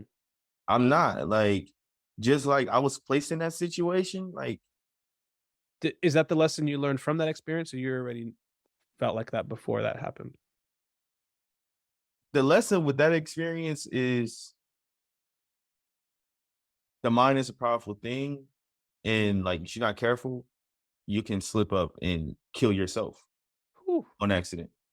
Um, because that year I was so depressed with losing my brother, losing Evan, and then uprisings, the riots going on with George Floyd. Um, and I was listening to "Me Against the World" by Tupac on repeat. Hmm. Tupac spoke of the power of the tongue many times in interviews and the self-fulfilling prophecy. Self-talk. Yeah, and there's a song off that album called "Death Around the Corner." Played it every day. I don't know why. I just played it every day. Do you memorize it? Do you want to recite any lines from it? Um, I don't think if I've heard it, I don't remember it. I don't remember any lines because I haven't listened to it since then. All good. I was just Yeah, curious. I put it down. It's still my favorite Tupac album, the album as a whole. I Mhm. think it's his best work, but I have not, that song in particular, I have not listened to at all. But yeah, that self-fulfilling prophecy and having that mindset. The things that you consume is what you are. I was consuming that and not knowing it. And then that's what landed me in the hospital. Damn. And so yeah, and I see it all the time with people that my friends, the people that I communicate with, like, you know, that believe that can't bring themselves out of a funk, you know, like, and yeah, it's hard. It's hard. Not taking that away. No one can take that away. If it was easy, everyone would do that. Yeah. But like, you got to be mindful of what you're consuming, who you're around, the environment, and all those things is always against people of color. What do we see when we go outside? who are our role models, what kind of education system we're getting. That's what fucks us in the end. When I go to teach spoken word in my classrooms at Fairfax High, LA High, I always make sure to inject conversations of emotional intelligence. Knowing what emotion is coming up for you. That could save your life. Literally for you, like you were talking about, like how you have to be extra careful of that being a black male. Yeah. Damn. Because if you can't recognize that you angry and you go out somewhere and you just doing shit because you can't really identify like what it is, not knowing how to like take a step back, like, oh, I'm feeling this way. If I do something, maybe I should take a step back. So that could save a life. But are they usually receptive, your students? At LA High. At Fairfax, it's a little bit more challenging because I'm dealing with ninth graders, like at the age of like, like I don't care about school, different things like that. Shit, I was just subbing a class a couple days ago, and it was a freshman studies class, and I wasn't lecturing him, but there was an aide in there. Like, ain't no gonna listen to a sub lecturing nobody. Like, you know what I mean? Like, if anyone. And so there's a teacher aide in the class, and he started lecturing the kid, and he was just sitting there. You can keep talking. I'm not gonna listen to shit you're saying, dude. Like, it's like I don't care. I don't care. I don't care. I don't care. I was like, these kids really aren't gonna care. Like, yeah, maybe after a while when they know that someone is going to be there for them long enough. I don't know. Every situation's different, but yeah, that age group, if they don't care, they're not going to give a fuck. Yeah. But I mean, that doesn't mean they're not paying attention though. Correct. Yeah, like because they definitely do pay attention. What I find interesting is that when other teachers enter the classroom, they will have a difficult time like trying to. I actually sometimes get them to calm down. It's just them like really grasping the lesson. Mm-hmm. I'm trying to figure out like a happy medium to where like it's easy for them to digest and then make it more accessible. That's the difficulty that I'm kind of facing as an instructor. Because I go to my background before doing high school, I was teaching in the prison system. I was doing college workshops and different things to that extent. Like I just did a workshop in Oakland. Curriculum? Yeah, I built my own curriculum, and it's called Power Review. Power Review. Yeah, Power Review is a curriculum where like it's discovering the voice within yourself. And through discovering the voice within yourself is understanding the emotions that you carry. So that's kind of what it is in short. And yeah. Good shit, man. That's I'm probably gonna have to pick your brain about that another time because I'm trying to build a curriculum myself right now. Oh, for sure. Because I want to do similar stuff. I want to go to schools around here. Yeah, definitely do that. Yeah, and I'm with a nonprofit, Arts Bridging the Gap. That's how I got the job. Got it. Okay. So I'm curious, how has because you've dealt with an insane amount of loss, but you've also been experiencing otherworldly amounts of like abundance, like you said. And so how is this shaping who Chris is today and Chris as an artist? Like do you see your role as an artist changing? I mean, I think it's always going to change, but like, I guess from what you wanted out of being an artist before, and then after all of these losses happening, all these deaths happening, what do you see as your future for an artist now? So, what's funny? And that's actually something I'm still chewing on, but I just written like a blog post today. And within that blog post, there was something that I remember that a poet said while I was performing at Humboldt last week. Again, Humboldt was a transformative experience. That was wild. This poet said, poets distance themselves from self to get closer to you. Repeat that. And they said, poets distance themselves from self to get closer to you. Yeah. And that got me thinking. I was like, I'm not going to do that. I'm never going to do that again. That is a sense of, how do I explain it? Why do I got to put myself through the hellfire for it? I didn't perceive it that way. I didn't perceive it as putting yourself through the hellfire. I put it, I saw it completely the opposite way of that, in that I think part of being a poet is like your perspective is kind of transcending a little bit. Mm-hmm. You know what I mean? And so I think there's a way to be beside yourself without filling yourself up with them. You know what I mean? Is that how I perceived? Did I perceive it right? What you were trying to say right now? How it's like putting yourself aside to take in all of their bullshit. Yeah. Okay. Yeah. I guess I'm taking it in like a different way or processing a different way, but that's exactly what I was thinking. I guess, like, why do I gotta take in someone else's bullshit? That's my thing. I just formulated mine. It's not so much you're taking it in, you just have that much space to give. Okay, yeah, I see. You know what I'm saying? I guess that's from my perspective. It's just like I can take that right now, you know, like I can sit here and have like this conversation with you and like be completely with you instead of like worrying kind of about like, oh man, like I hope I'm not like taking in all of this from him or anything like that. And I hope you're not offended with that example, but I think there's a certain power to be able to do that. And I think that's where I'm interpreting that quote from.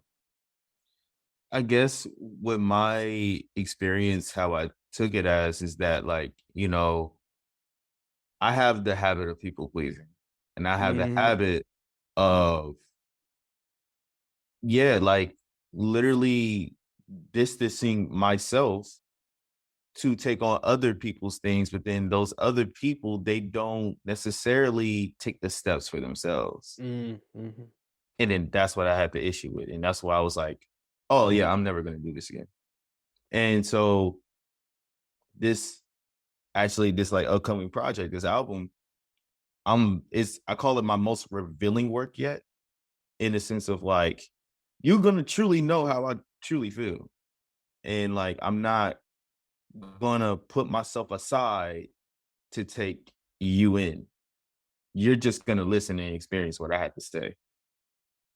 And if you want to take it in, cool. If you don't, cool. And that's kind of like the space that I've just been in.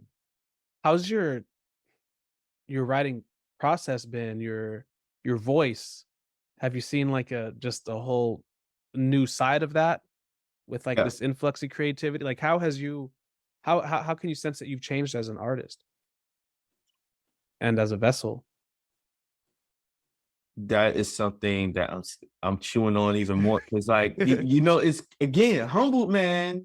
Hey yo, everybody watching this, go to Humboldt. Somebody got to go back to Humboldt, man. I'm going back to Humboldt soon, very soon. Well, I think the point of what Humboldt is over enough times is like to be able to create that space within yourself too. You know, like it'd be beautiful to go see your dad again in Humboldt, but like you don't want to have to go all the way to Humboldt to experience him again. You know, have you felt him again at all since then? I know it was only last week. Since then, no. But yeah, the thing that I was chewing on is that, like, somewhere along the way, I don't know where, and I'm trying to figure this out, whether it's through reflection or rest. And that's something that I gained from my trip from Humboldt, is that when you rest, you actually gain things. I always thought that you gain less because you're resting, you're sitting and idle. So like, No, it's a yeah, story. It's a story you got to retell yourself, man. yeah. And so the somewhere along the way, I lost like this boldness to me. Now I'm like, nah, nah. Y'all gonna experience Chris Siders to the fullest extent. Wow. And I had a conversation with a friend before Humboldt actually, and he was telling me how things kind of fell into place when he amended communication with his folks, with his family, and how that fell into place with like romantic relationships, platonic relationships, and things like that. I remember I would half-ass my truths to my parents because I was so terrified to say how I truly feel, or how I truly feel like, getting hurt by a situation or and whatnot. So for example, I would be, hey, yeah, that hurt me. Can you not do that again? All right, cool. Instead of saying, hey, that hurt me. This is how it impacted me. Let's talk about it. I'm not used to that. You Damn. know, And so, it, to make sure I understand correctly, your friend said that when they started having those conversations with their parents, it opened up everywhere else. mhm. Damn. And so, yeah, it just really makes me think. It's wild. It's It's wild. making sense for me too, man. God They, damn. the relationship that you have with your family and your parents is a direct correlation and reflection of how you're gonna treat others and how you're gonna maneuver in life. That's what I took from it, and that's what I learned. That's it's a mind fuck. It's a true mind fuck because like the pre relationship that I was in, I didn't say exactly, yo, I feel hurt. I feel hurt, and this is how I was affected. I just said, hey, I feel hurt. I think you need to repeat that earlier line you said. The way that's just huge, and I think we got to give that space. But the way you treat your parents is reflective of. Say that line again. How you treat the relationship that you have with your family and especially your parents is a direct correlation of how you're going to maneuver and navigate your relationship with other people. Your family, I mean not your with friends, your romantic relationships, your business Every partners. other relationship you have in your life, teacher, boss. Because again, like when I felt hurt about things regarding my parents, I just said, hey, like I feel hurt. Can we get yeah? And I would just like be too scared to be super vulnerable. But then in my romantic life and even my platonic life with my friends, I would just say, yeah, that hurt me. Can you not do that again?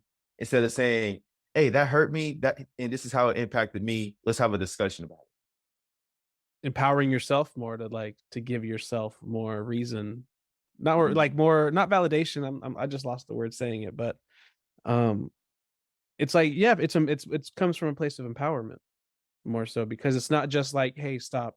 It's like, no, stop, and this and this and it is. It's an incredible amount of empowerment. Yeah.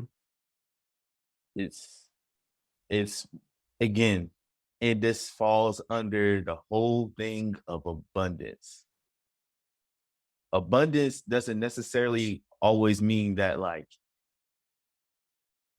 it's like wealth or like a huge gain in like opportunity. It's also a lesson. It's also a lesson because having that conversation, that's part of the abundance. That's learning how to maneuver in life. That's more valuable than an opportunity to me. That you're teaching me. 100% agree. Yeah, you teaching me something that I can't learn on my own. That I can't learn from an opportunity of like a gig, you know. And the thing is, abundance doesn't even necessarily mean like you have all of it in the world. It just means you have plenty. You have enough. You Mhm. have, like, damn. Um, It certainly can mean money, but it doesn't always have to mean money. Yeah, that's powerful, man. That's some powerful wisdom right there. And I'm the same. I think ultimately, as spirits, you know, they always say we're spirits having a physical experience as opposed to being physical beings having a spiritual experience. And so, since we're spiritual experience, since we are having a spiritual, since we are spirits having a physical experience, yeah, I've been under this understanding that, yeah, we come here to grow. Like, Earth is our playing ground. This is our arena. We got nothing but lessons to grow and learn every single day. And that's what we come here to do. And I think the more we tap into that, the more we can tap into that abundance you're talking about. I agree. Hmm. I agree.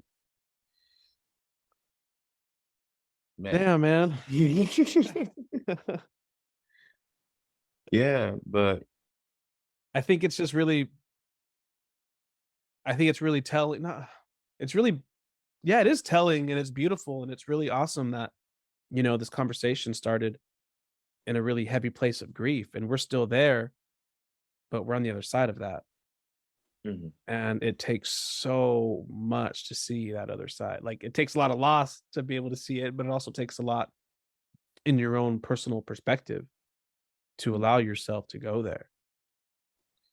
And so I just really want to acknowledge you for that. Yeah, thank you. I mean, like the thing is with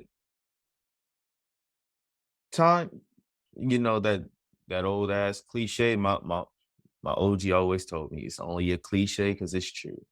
Time really does heal. It does. But the key difference is that people like to believe that time doesn't heal because they're not actively trying to heal. They think sitting in idle is what's gonna heal it. Like, oh, okay, like I'm gonna just like sit here and like not do anything, like and just let course. But you gotta actively do the work. Yeah, I was taking this class, right? And the instructor was talking about, because the instructor is like a death doula. That's one of many hats she wears, and so she works with families a lot. And there was a family she was working with. The husband, the dad, you know, the father of the family, he was diagnosed with a terminal illness, and you know, he only had months at that point, but he refused to talk about it. He did not want to talk about it at all. And so, like, the family's like freaking out trying to like figure shit out, and he doesn't want to talk about it, you know. And then so he ultimately decides, against everyone's advice, to go with this really risky surgery that would kind of give him either a very small chance or wouldn't even be worth it. But it was his last ditch effort to still not want to talk about it and do this surgery, and to finally, like, in his denial of death and what was happening. And after the surgery, it didn't work. And then so, but he needed to have that experience to finally sit down with it and be like, okay, now I can talk about it. But people are going to have their own method of getting there, for Yeah. sure. And so, yeah, being stagnant probably isn't always going to do it.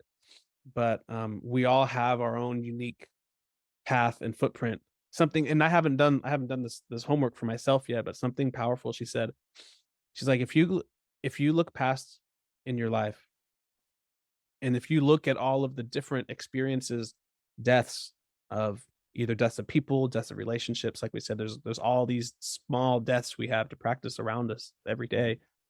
But if you notice the pattern that death takes in your life, there's always the pattern of what is born from it. And that's basically the pattern we're going to continue until we die. And so might as well figure out what that pattern is now, you know? That's crazy. Damn. Damn. Yeah. And so that's why I said I haven't done that homework yet. So I don't want to make it sound like it's me dropping these bombs, but that's something I got to do. I kind of noticed a small pattern. I had a feeling you would. I had a feeling you would get something right away. I noticed a very small pattern, and this is like in relationships with significant others in the past, not the most recent, but and how when I make the decision to cut people off, everything comes in. You know, I remember in 2019, there was just someone, things just was not working. It was just really bizarre. And at the time, I was like, man, I need a job. Like, why I can't get a job? I cut this person off. The next day, I got a job. Bizarre, right? Random, right? Making me think I got to cut off so I can get some money.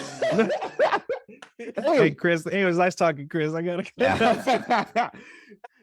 Hey, yo, you know what I'm saying? Like, when I made certain maneuvers recently with distancing myself from people, I met more people. It's easier to process. Energies have to come and go. I think that's the thing that's going on here. We kind of cling on to certain energies. We cling on to them. Well, I think you're doing it a disservice of just calling it energies instead of just saying because we say we're clinging on to energies, what we're really doing is we're refusing to let something die. Yeah. And no, I agree. Yeah. And so once you let that part of whatever it is die, that new life is going to spring up. And that's so true. And I'm horrible at letting something die. I'm bad. I'm bad. Most writers are, homie. Most writers are. Man, that be getting me some shit. I need to get a pen right now. Yeah. Nah, I feel that, man. It's and that's back to surrender. You know,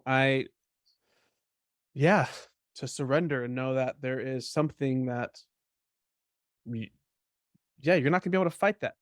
That's the ultimate rite of passage we have as humans, is dying, especially now because we don't have any ceremonial rites of passage anymore. We have like a high school graduation, we have like drinking a beer, but that's fucking nothing.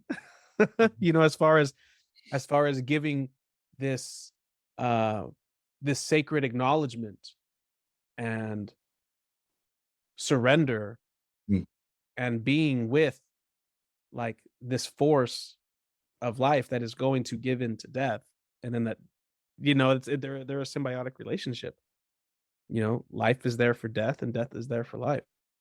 And so we've gotten so far from that that it's hard to come to these lessons and conclusions that you've been coming to. You know, because imagine going the rest of your life without this insight, without letting it change you. Yeah, and that's the beauty with these like situations and these challenges. Instead of just fucked up and but then how else you gonna learn? Exactly. Every situation is that's what it is. It's literally a challenge. And this is something I've written in my blog post today. Who the fuck read that? Oh yeah, I'll send it to you. It's called Emancipation. No, you did send it to me, but I hadn't read it yet. You sent it to me in IG, right? Oh yeah. Yeah, I just hadn't got to read it yet. I'm like, damn, why the hell didn't I read that right now? Like, it's all good. It's all good. And see, the thing that I pondered on is, who the fuck said growth is extravagant? Who said growth doesn't come with like pain? Growth is fucking pain. It's painful. We all talk about growth as something that's like in like the positive, the feel good. 9 times out of 10, it doesn't feel good. It doesn't. It fucking does not. I was just thinking about that earlier too. I was like, yeah, because I've just been really hard on myself for like not handling all of this growth shit that I've been going through well. And it's like, this is what I asked for. This is what it is. You think it's going to be easy? Like, it's not. Like, this is not going to be easy. You know, like, because I've been lagging on this podcast. Like, I've just been getting my own shit in my head about putting out episodes. You know, I got like 3 or 4 other interviews that I need to edit and put out that I've had since last year. And it's taken me a month since I put out the last one. And today I was recording the intro for it, and I was just like, I was being real in it. It's like, man, y'all, like, thanks for being patient with me. I was like, I really thought it'd be easy when you had a plan of like going after your dreams or going after, you know, taking risks for yourself and shit. But like, no one ever talks about how hard that shit is. Like, it's some of the most exciting shit you'll do, but you'll never feel more doubt than you've ever felt. You'll never feel more imposter, more exhausted, more drained, and it's like just lost. And it's like, what the fuck am I doing? Dead, yo, like people, yeah, yeah, it kind of baffles me sometimes. Like, we sacrifice a lot for this shit every fucking day. What we do, like, people, yo, I'm just speechless on this subject. Like, I'm truly speechless. Can't even find the fucking word. This is the nectar. I think that's a good segue. I think it would be a crime. I know I've asked if you had like some lines to recite, but like, yeah, I feel like we need a Chris Siders performance, like a poem or something to like just kind of embody all of this. Okay. All right. Especially if you're speechless, you know, let the art speak. Let the art. Okay. So I'll do this poem. It's called Mockingbird. And you know, when we speak of vulnerability, like in like emotional intelligence, when I was at Oakland giving a workshop, the people that attended the workshop, they was like, this is really unique because like we're usually just taught how to write a poem versus being emotionally connected to the poem. But then with poetry, you got to be emotionally connected to what you're writing because you want people to like resonate, right? Or to like really believe what you're saying. So that's true. Cause I was just saying that the other day too. I was like, nah, you got to inspire yourself before you try to inspire other people. And that comes with being vulnerable with yourself. Exactly. So how can you expect to be like vulnerable with your community when you can't be vulnerable with yourself? And that's like a huge, you know, lesson. Again, half-assing truths. I never showed my parents, my family, none of my poems. They haven't even heard my first album because I don't allow them to. They was like, oh yeah, you dropped the album? Yeah, I dropped the album. Don't listen to it. But in a room full of strangers, I say everything. You know, same, man. My mom just heard one of my poems for the first time. How was that experience? She loved it. I performed at Sims Library for a friend's book launch, and we were there for my mom's birthday in LA. I had already committed to performing on that day, and they're like, okay, we'll just drop you off. And then she's like, no, I'm staying. Like, I want to watch it. I was glad. It's like, okay, like I haven't been able to muster up the courage to offer to share stuff for you, but like, I guess I can allow you to see me doing this in public. Yeah. Actually, I take that back. They saw me perform at a graduation ceremony. Okay. For Monterey when I was a student. But yeah, that was like the only time. But yeah. I'm gonna do this poem and my battery is on 15%. That is crazy. And I know computers usually die before it gets to 0. Yeah. So all right. Turn down the brightness real quick. Turn down the brightness. Shit. That's crazy. Okay, for sure. I turned down the brightness so you can't see it on my glare on my glasses. So the screen's all dark right now. I'm gonna do that. I'm gonna start doing that. I never thought of that technique. That's wow. Okay, bet. But I mean, you gotta come to terms with that. Like my screen's a lot more dim than it could be, but I can also see. So I can still see, but Anyways, yeah. So, Mockingbird. Okay. Yeah. So yeah, here's the poem. Let me mute myself real quick. A closed letter to my current crush. Your smile frightens me like many before you. Cautiously traverse on stars to fall as your wish. Catch me in flesh, step is dangerous. Everyone bear witness. Me, black.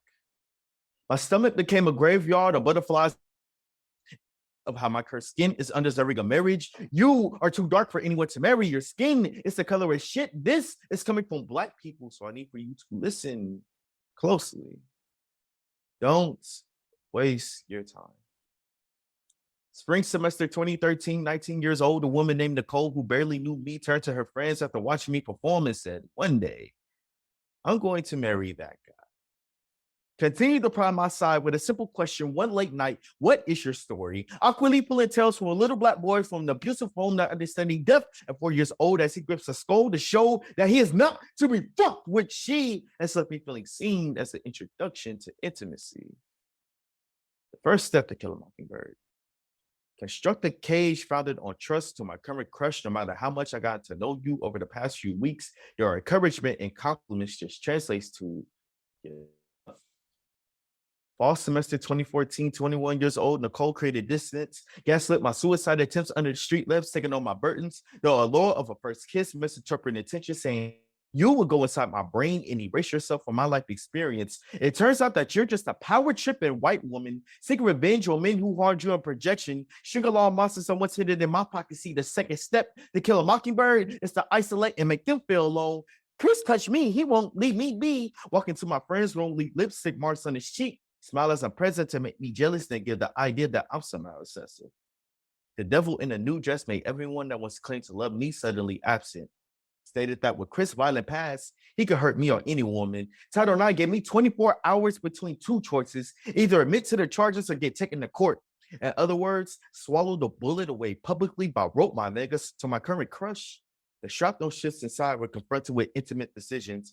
Forced to clip butterfly wings for the guilt and shame that built up inside me, because when I see me, I see my grandfather sexually abusing my grandmother, my own mother in the corner watching her brothers fight to kill him. All I see is the time that I called my female classmate a bitch and the time I almost taken a life with my bare hands. So for the final step to kill a mockingbird is to permanently damage their voice and let others tell the story. And I know that this is not me, because white feminists contributed to this Handmaid's Tale song by America. So I ignite myself on fire to let these feelings melt before your eyes. To my current crush, I beg of you, please stop wasting your fucking time.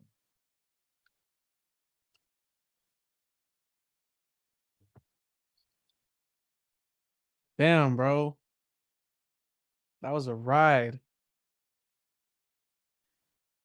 Yeah. Time where I was falsely accused of sexual assault. College, Monterey Bay, which adds to the wild ass full circle moment, right? You know, oh, that's right. The whole graduation hasn't happened yet. That's coming up, right? May 19th, Chris Sauter's in the fire choir. Wow. Crazy. The whole community was against me. I lost 80% of my friends, you know? And the thing that helped me remain together is my authenticity. I didn't change up after that. It was just, you know, I still got class, I still got work, I still got shit to do. You ain't gonna stop me. Just like my dad said, never let anybody fuck with the money. And that's including her.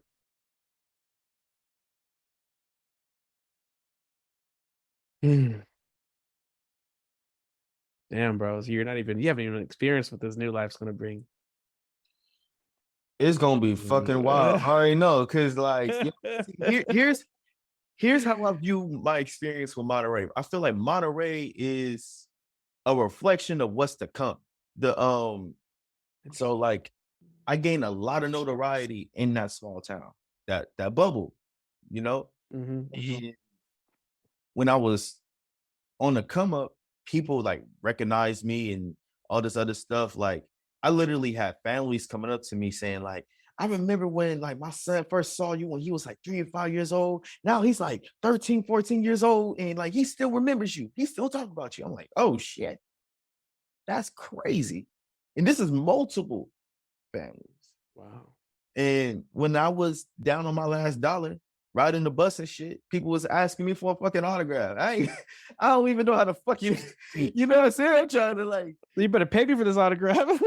I should have definitely charged. Like, you know, and it's wild because like at the time, like I was definitely paranoid. I'm like, I don't know who's like after me. Like, I'm out here trying to eat. And so let's take that. Now I'm out of that environment. And I'm growing my name as an artist. What is the bigger world gonna look like? And This is the prequel, bro. this is the prequel. This is the prequel. The misadventures of Chris Sider is just the prequel. You got a few more prequels. Hey, see, people be making them motherfucking jokes about the misadventures. Hey, that's some real shit. That's some real shit. I have so many stories. Like when I was on my way back home on the drive back down to Humboldt, it was like, yo, what happened? I was like, bruh, y'all don't even know. Listen to the album. Honestly, yeah, like listen to this next album. Y'all know. No, man, I can't wait to hear that. How can first of all, thank you again for sharing that poem, for sharing everything you've shared. Yeah, when is this the album that you're releasing at the end of the month? Or is that a different one? This interview come out, the title might be out there, but I don't want to get the title. Okay, no worries. That's fine. That's fine.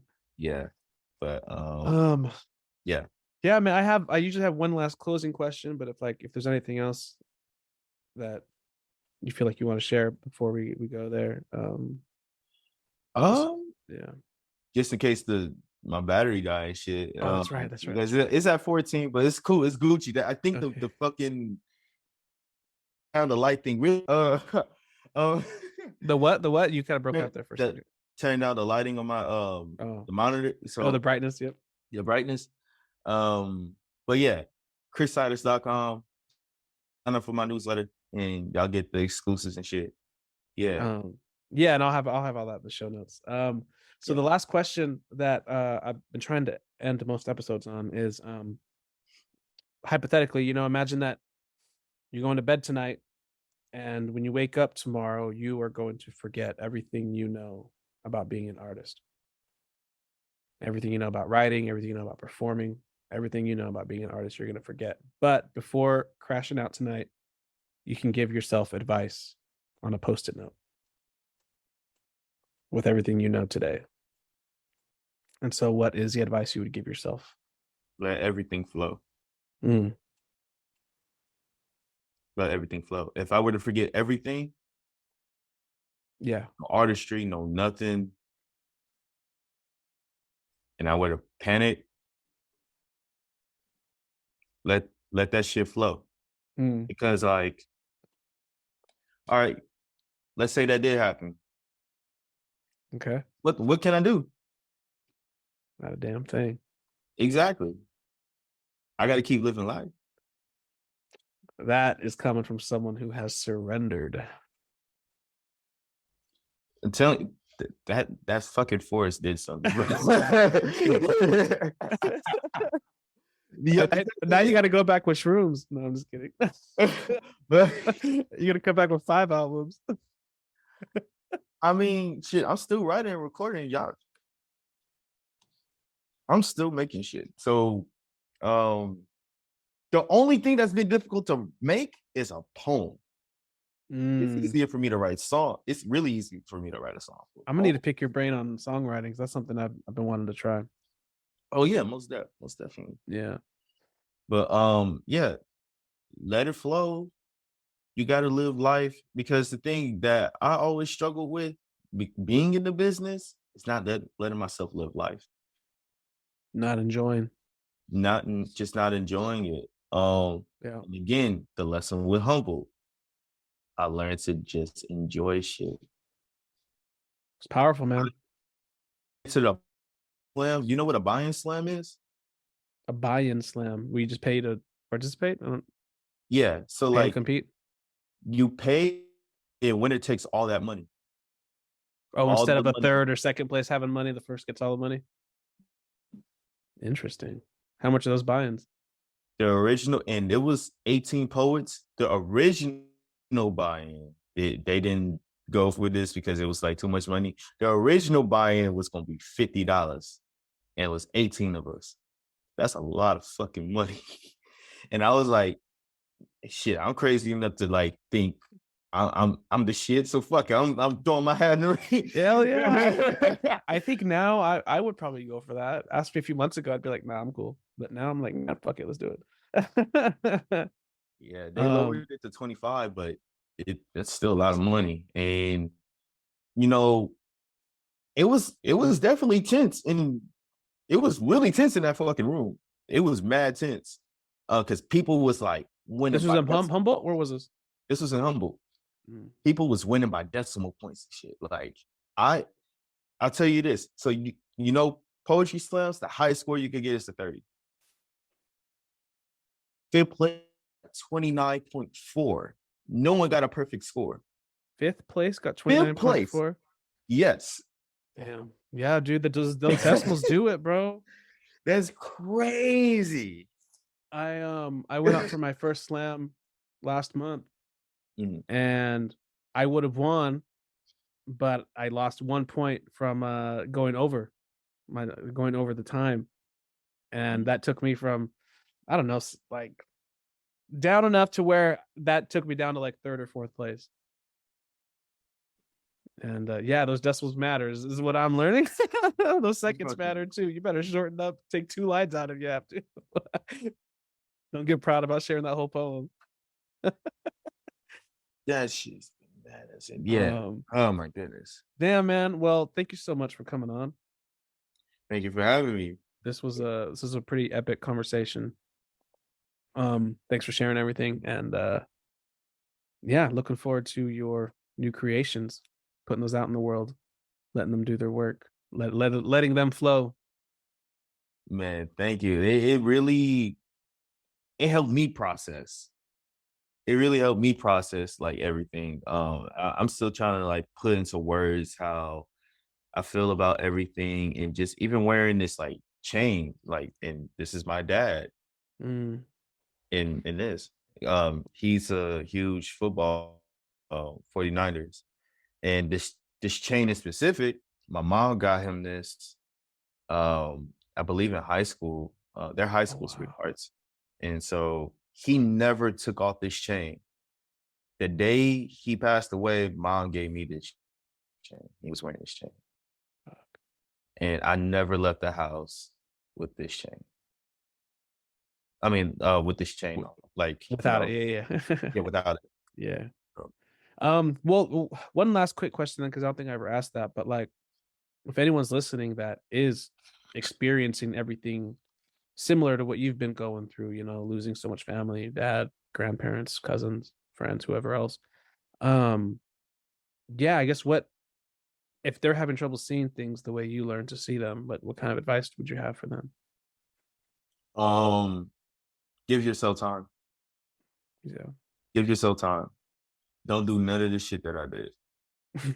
No, not that. Like, I have such a horrible habit of putting myself first.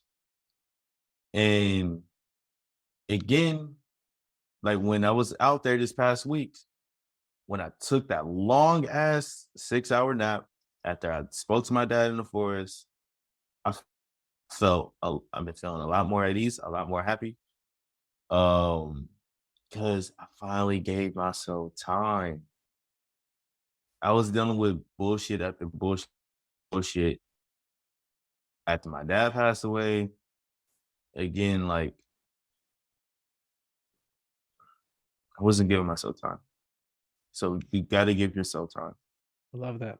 And work when you're like giving yourself time. Work on the different things that that you can improve on, or the different affirmations you could tell yourself, saying like, no, I am abundant. Don't sit in idle time. Sitting in idle time, it could be a discouragement because you're just sitting there waiting. Don't wait. Well, I think there might be a difference between sitting there and waiting and sitting there to sit. Yeah. I mean, yeah, sitting there. Okay, so waiting, when I say sitting there and wait, like, I meant it in the sense of like people not like waiting for their their problems to emotions. solve themselves. Exactly. Like they're not feeling their emotions. They're just sitting there, just Yeah. to sit there. And that's what I mean. Like when you put in work, feel what you need to feel and deconstruct that. I just finished writing a poem the other day with a friend. I'll just end it with these last lines, but it goes like, don't you see? You are right where you need to be. You're seeing what you need to see. Please grieve what you need to grieve so you can believe in what you were born to achieve.